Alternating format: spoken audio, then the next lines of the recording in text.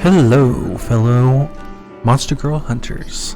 Today we'll be going over Jinn of the Jar. Jinn, also romanized to Djinn or angelicized as genies, are supernatural creatures in early pre-Islamic Arabia and later Islamic mythology and theology. Like humans, they are created with fitra, neither born as believers nor as unbelievers, but their attitude depends on whether they accept God's guidance.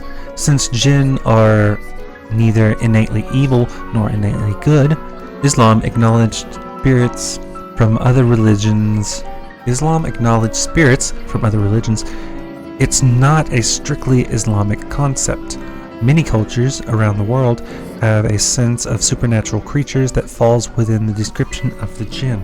In Islamic context, the term jinn is used for both a collective designation for a supernatural creature and also to refer to a specific type of supernatural creature. Therefore, jinn are often mentioned together with devils and demons. Both devils and jinn feature in folklore and are held responsible for misfortune, possession, and diseases. However, the jinn are sometimes supportive and benevolent.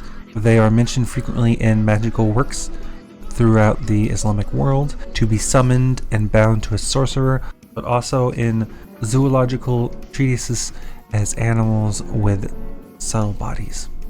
The exact origin of belief in jinn are not entirely clear. Some scholars in the Middle East hold that they originate as malevolent spirits residing in deserts and unclean places, who often took the form of animals. Others hold that they were originally pagan nature deities who gradually became marginalized as other deities took larger importance. Still, jinn had been worshipped by many Arabs during the pre-Islamic period, but unlike gods, jinn were not regarded as immortal. But although their mortality ranks them lower than gods, it seems variation of jinn had more importance in everyday life of pre-Islamic Arabs than the gods themselves. According to common Arabian belief, soothsayers, pre-Islamic philosophers, and poets were inspired by the jinn.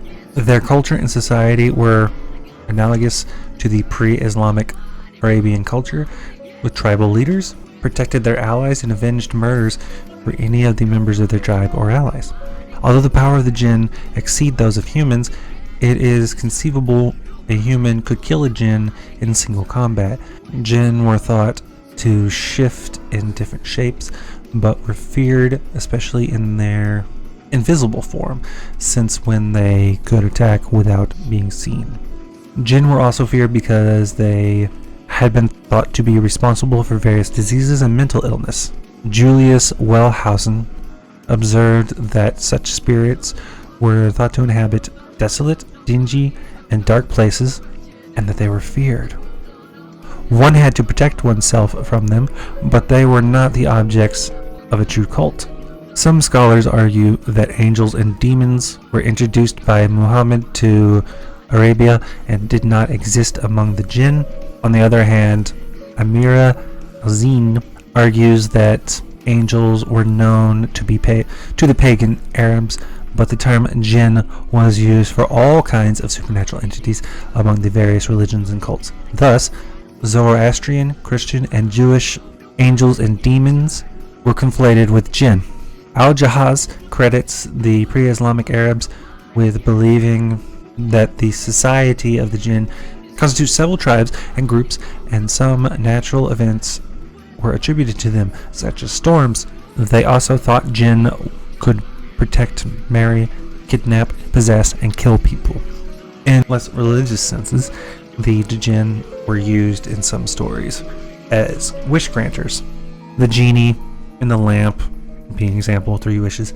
Most jinn stories were like many other mythology that has to do with wishes.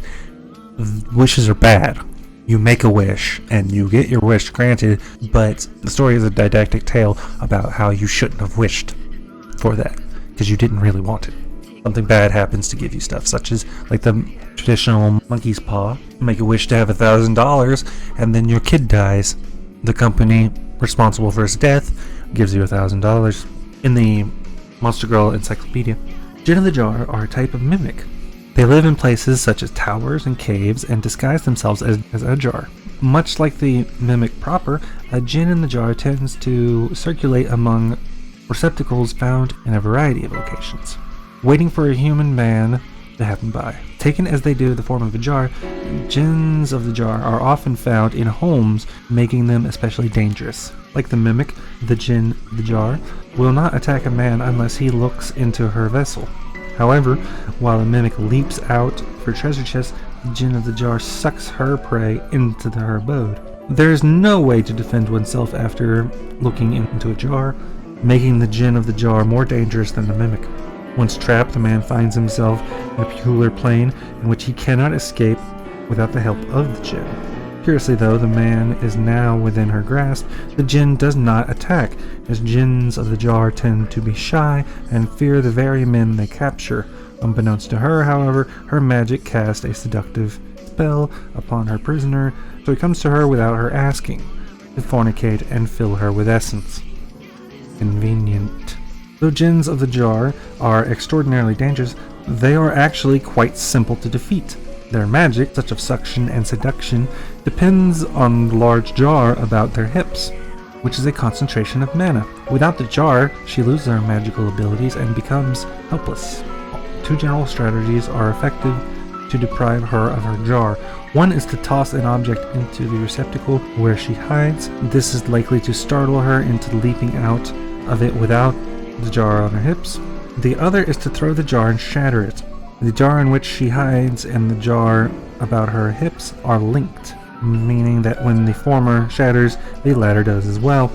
It may seem a waste of a useful household item, but it is the most reliable method of disempowering a Jinn of the jar. Beware, however, for a Jinn without her jar will be distraught and teary-eyed. Quite a pitiful sight. Be sure to like, subscribe, and tell all your Monster Girl Hunter friends about this